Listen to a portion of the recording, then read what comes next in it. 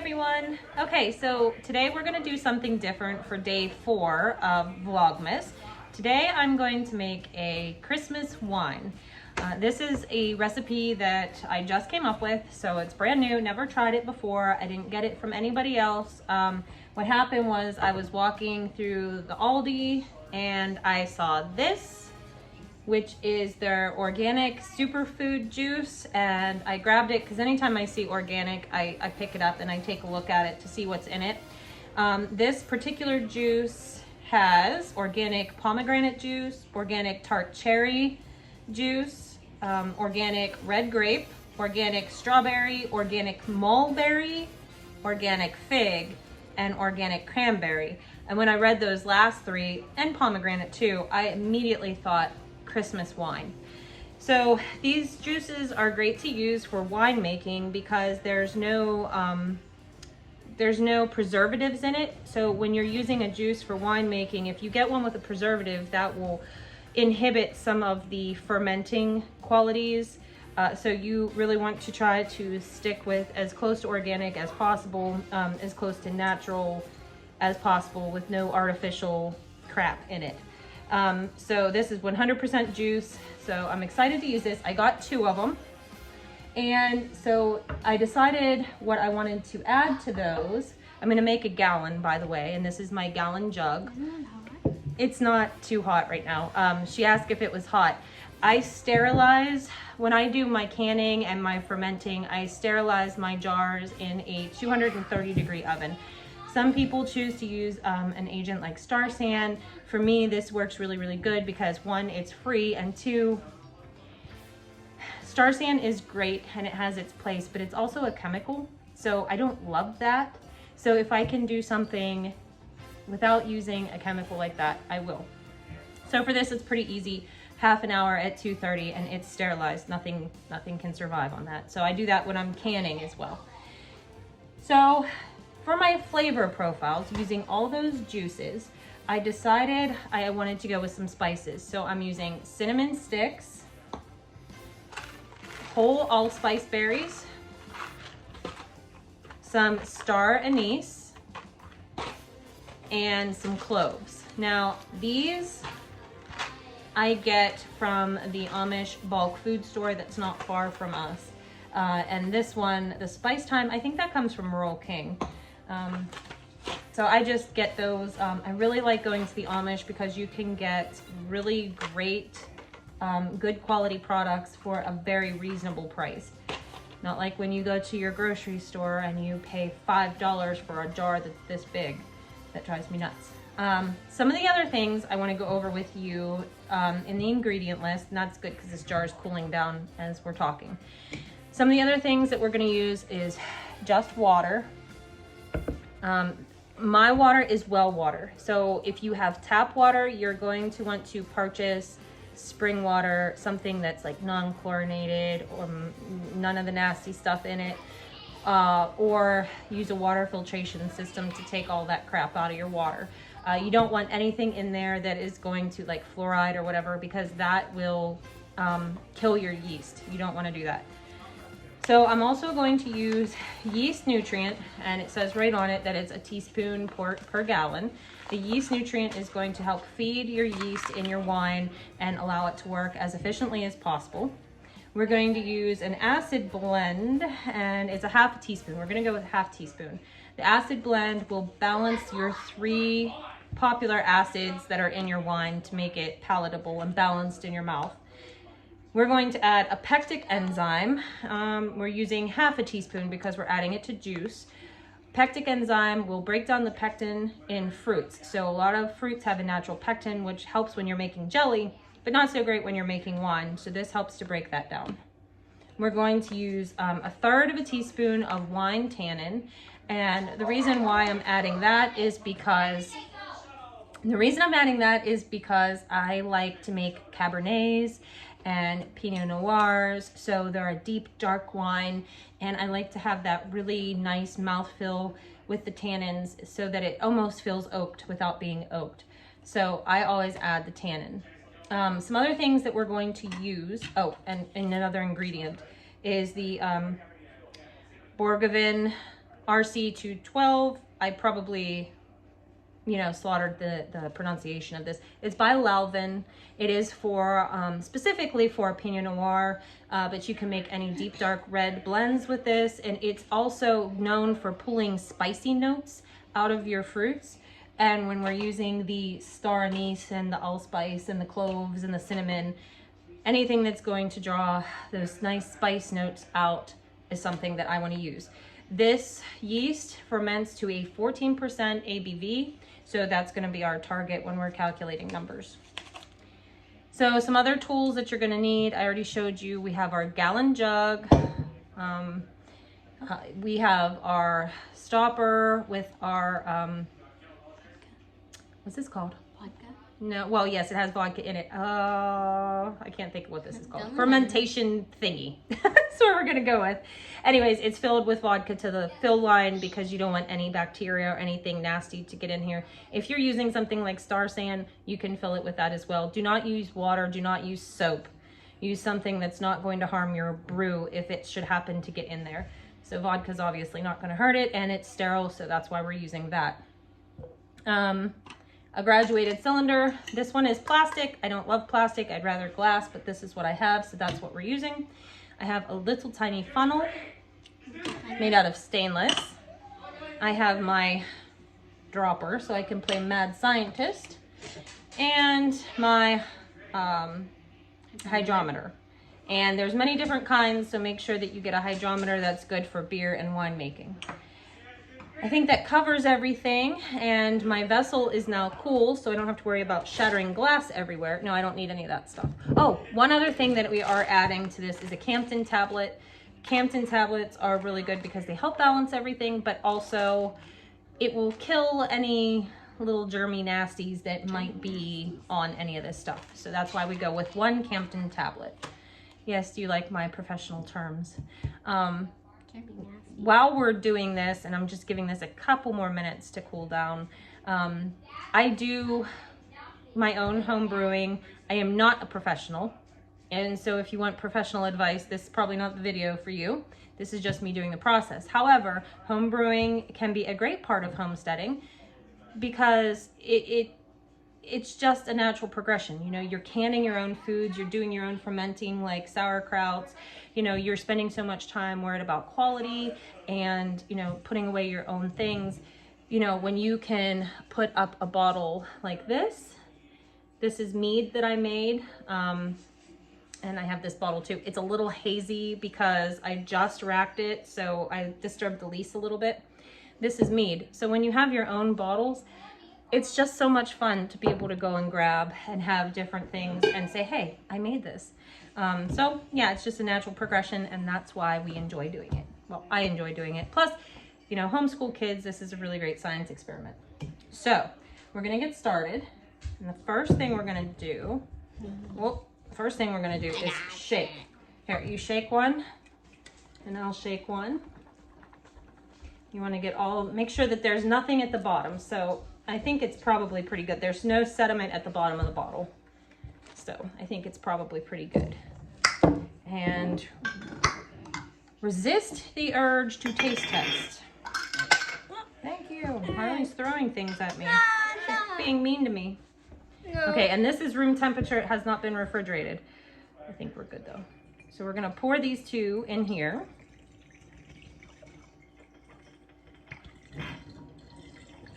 I could have probably used the extension on this funnel, but the fact is the extension that goes onto this funnel sometimes leaks. And so it's just sometimes easier for me to play with the smaller part of it. I don't think you're gonna have enough. Well, no, we're adding water to this. Yeah, so it's fine. We're not trying to go for a whole gallon of fruit juice. Yeah. I prefer my wines to be a bit on the dry side. Okay, I prefer my wines to be extremely dry. Even my mead, I like to be dry. I'm not a fan of overly sweet things, so that's another reason. Oh, there we go, spilling it. Take your eye off of it for 1 second and make a mess. I'll get it. I'll just get a paper towel really quick. Is the juice good?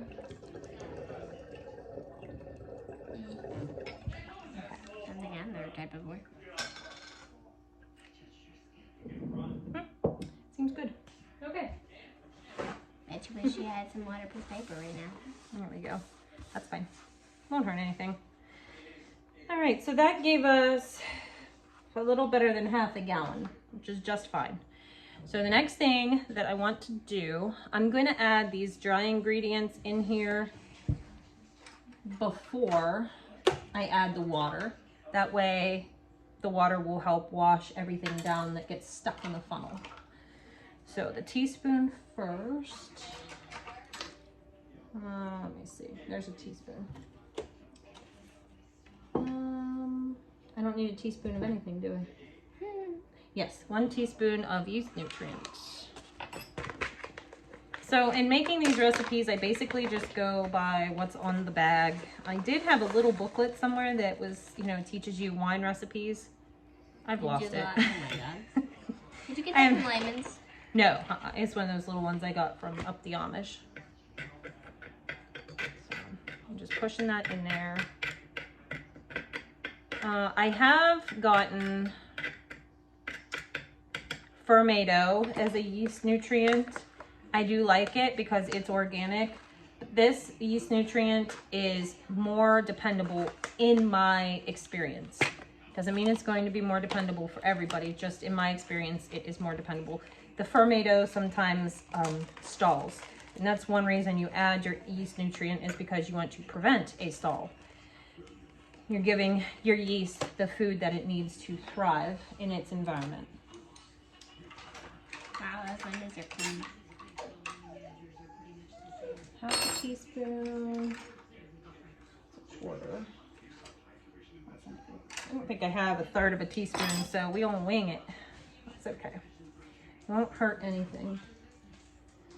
So we're going to use 1/3 of a teaspoon of tannin. So it really won't hurt when we're using the tannins. Will you let them out, Harley? The dogs are fussing. Come on.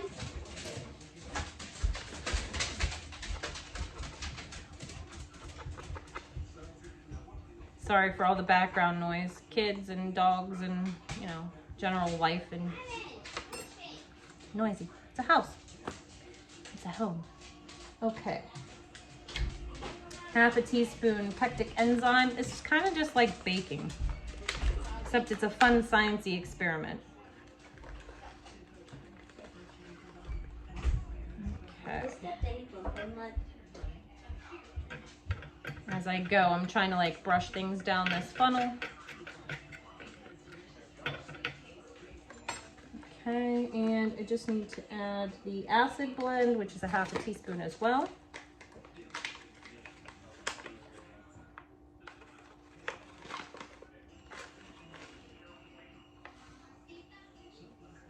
There we go. Now I've added all of that. I'm going to start adding some water to rinse this all down.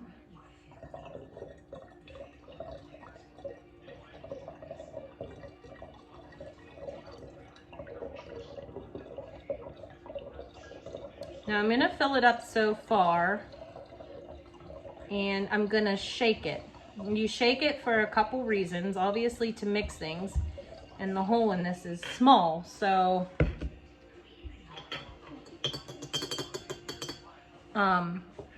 shaking it helps.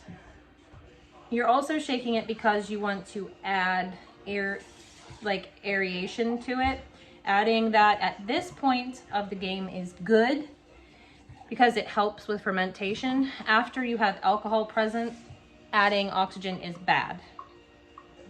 So just something to keep in mind. At that point, once you have the alcohol working, if you add oxygen, you can actually make it like vinegary, and you don't want that. No, I put the bung on it, and I'm just covering up the hole with my thumb, and I'm just gonna give it a good shake. You just want to make sure that there's no solids left in the bottom. And this juice was really nice as far as not having any solids, so I don't think I really have to shake too long. When I'm doing something like a mead and I have 2.5 pounds of honey, it's a lot of shaking. This went well. You always have to watch how you take your thumb off too, because it will fly through the air if not. Okay.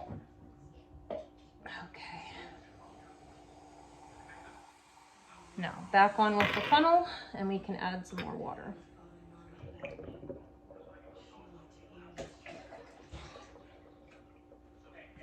Now I'm going to stop before I get the whole gallon, and I'm going to test the specific gravity because I want to see how much sugar is in it. I want to see if I have to add sugar or if it has enough by itself.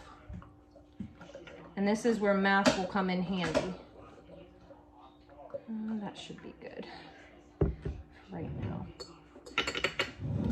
Okay. So, I'm gonna give it a little swirl. All right. So we're trying not to get any of the foam if we can help it. And I have not added yeast yet. Good. So this is just based off of the juice and the water and the other ingredients that I added in. You're going to get a reading of specific gravities because that's going to tell you the amount of sugar that's in it, and it's going to give you an idea of what you can expect to finish at. You want to make sure that you have enough sugar in your brew for the yeast to be able to digest it and do their job.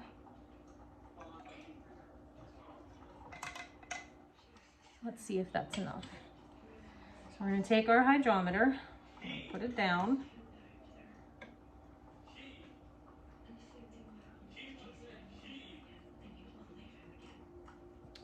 Okay, so we're at 1.030. Harley, do you have your calculator on your phone? Yeah. I usually use the calculator on this phone, but I'm using it currently, so. Math is too hard. Here, give me that. Yeah. So what we're gonna do is we're gonna take and we're gonna estimate how much sugar the yeast are gonna eat. So my goal is to get it below a 1.0. Yeah, 1.0. I have to double check myself sometimes. So I prefer to have it around 0.97, 0.97, 997, 997. Yeah, that's my goal. That's usually my target goal. I know what I'm doing, just hard to... Math isn't math. It's hard to say it. So we're actually currently at 0.032. So 1.032 minus, what did I say? 0.997 gives me 35 points of gravity. I'll be right back. Okay, I'm back. I had to go find the coefficient that you multiply by when you find out how many points you've used, which is 135, by the way. So you take your starting gravity, which in this situation is 1.032, and then you minus what you're targeting for, which is, let's just go with a 0.997. You wouldn't have enough to get to your alcohol volume that you want. So we are going to dump this back in. Give me my funnel. And we're going to add some white sugar. I could measure the poundage for you so that you would know. I have a scale, I can do that. But the best thing to do in this situation is to tell you what the specific gravity is that I end up with. That way you can replicate that, because that's more accurate than using weights. So I just have some granulated sugar, and we're just gonna start pouring. I need a good bit, so. Oh my God, it's piling up. Mm-hmm. No, stop.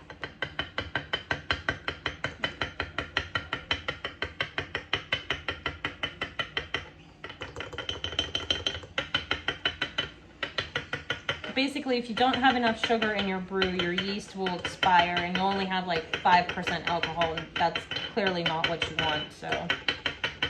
There's got to be a better way. Okay. Let's see what we have here. If we shaky. Shaky. Shake. Harley, will you hold this? Thank you.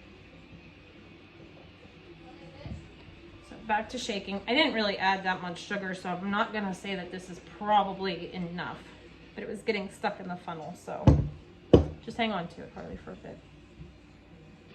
So we're going to just very carefully, without the funnel,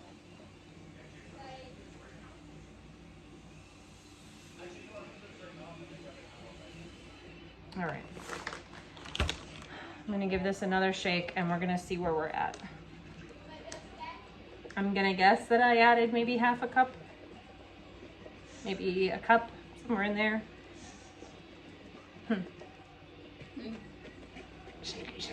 Shaky. That's pretty. Could put some good head banging music on. It's on. All right. Let's see where we are.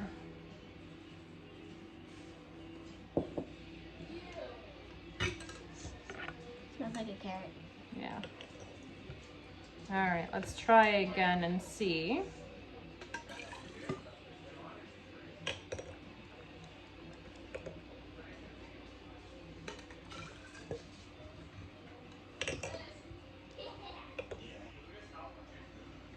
I guess what I'm targeting for is somewhere around 1.1, give or take.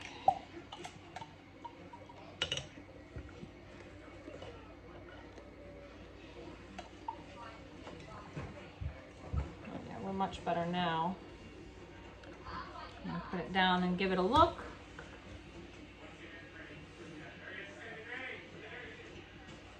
And we are at 1.050, so I came up about 20 points. I need to add quite a bit more because we're trying to make it to 1.1. I'm back. I put you on pause because it was just more adding sugar and shaking, and you can only see so much of that. But I am officially at 1.1. If you minus the target, which would be like 0.997, that's usually what I get around here when I get a dry wine or a dry mead. That's gonna put me at a 13.905, perfect. So with that, I am very happy. I'm going to dump this sample back in.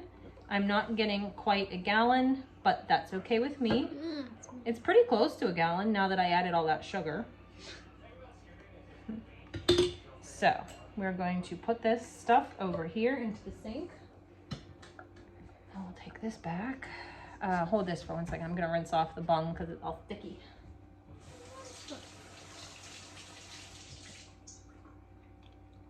So is my hands. Okay. Now, hindsight, I probably should be using a sanitizer of some sort. I sanitized my jar. We're good. Okay.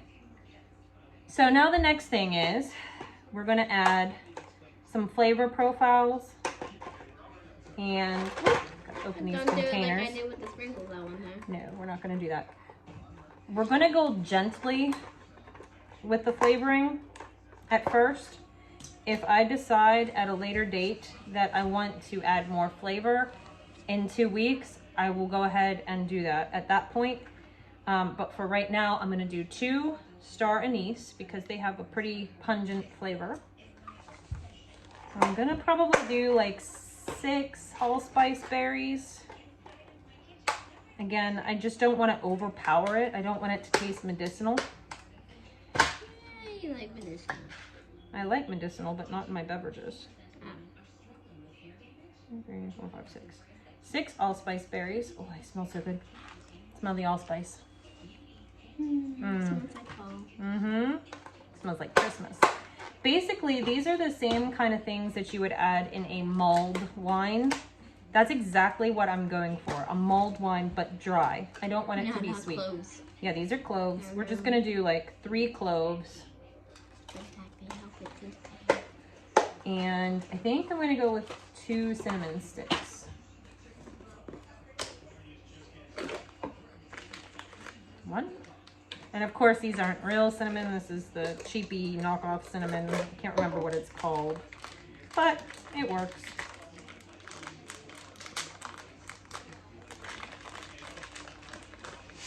Oh my God. 2. So that should be all the flavoring. And now we're gonna add our yeast, which I said is the Borgovin RC212. I don't know how to pronounce that. Fine. Borgovin maybe? Correct me. Okay. Careful, careful, careful, careful. My friends at City Steady Brewing say whack your packet, so we're gonna do that. Okay. Make sure all the yeast came out of the packet. We're going to put the bung on, and that's it. I'm going to put my recipe with all the information as far as what the gravity readings are. I'm gonna tape it onto this jug so I know, because I will forget. And yeah, we're gonna check this in about 2 weeks. We're gonna watch for activity in the airlock. It's gonna get real excited. I'm probably gonna put this on a cookie sheet so that if it does bubble over, I don't think it will, but it might bubble over. If it's on a cookie sheet, at least that will collect some of the nastiness. We're gonna watch for activity in the airlock, which should start happening in as early as an hour or 2. And then it'll just get more intense as the time goes. When you see the activity in the airlock stops and your brew looks pretty clear, then that's a good time for you to check your specific gravity and see if you need to rack it. So I'll make sure that I keep you guys posted. In the meantime, this is what it looks like so far. Christmas wine. Thank you guys so much for watching the video and hanging out.